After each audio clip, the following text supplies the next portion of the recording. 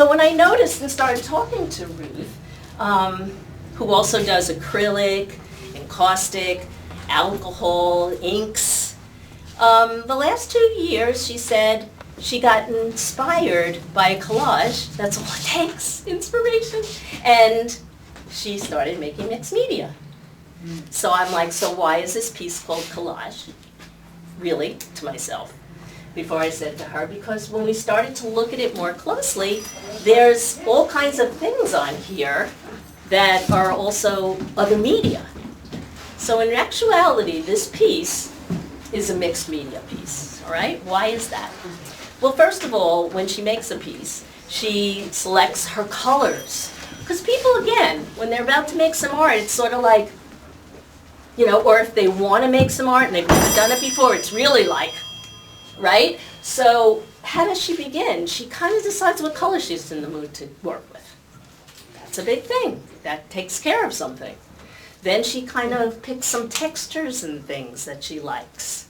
So the colors and the textures is what she might start with. Then she goes on. But before, I said, but wait a minute, you're going too fast. Behind here is a piece of newspaper. So the whole thing has a piece of newspaper behind it. And then on top of that is a piece of tissue paper. Then she starts. That's cool, okay? That gives it a little bit more depth. So, you know, sometimes you can start like that, right? And so then she gets into the composition. Every piece of art includes composition, be it abstract or, you know, a realist. Composition. And her intention is to create a pleasurable piece to look at and to experience. That's her goal. So with that newspaper behind, she then goes to that composition, and then all of a sudden she decided it needed some paint. So she put some paint over the side. I said, this is going out of the collage category, right? Mixed media. Right, mixed media. We got to change it, Jason. Okay. She says to herself, wait a minute, where does this need attention? All right, so sometimes maybe you don't have a piece of paper right? I don't know, I'll use some paint. All right, because she needed it. You just get that feeling. And she likes to include calligraphy. I'm like, yeah, but what's all this here, you know? Yeah, it's not real calligraphy, right? It's just calligraphic-ish. Whatever. How am I trying to say that?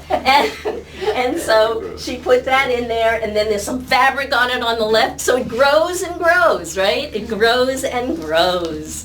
And she feels that, one of my favorite questions, titles are important, because titles give you the final look. What do you say about that, Ruth? The final... Well, to me, titles are important. Yeah. It's the final conveyance of whatever it is right. I'm putting out there. Right. So, you know, all these little things. Some artists, that's my favorite question, some artists hate titles, like hate them. Okay?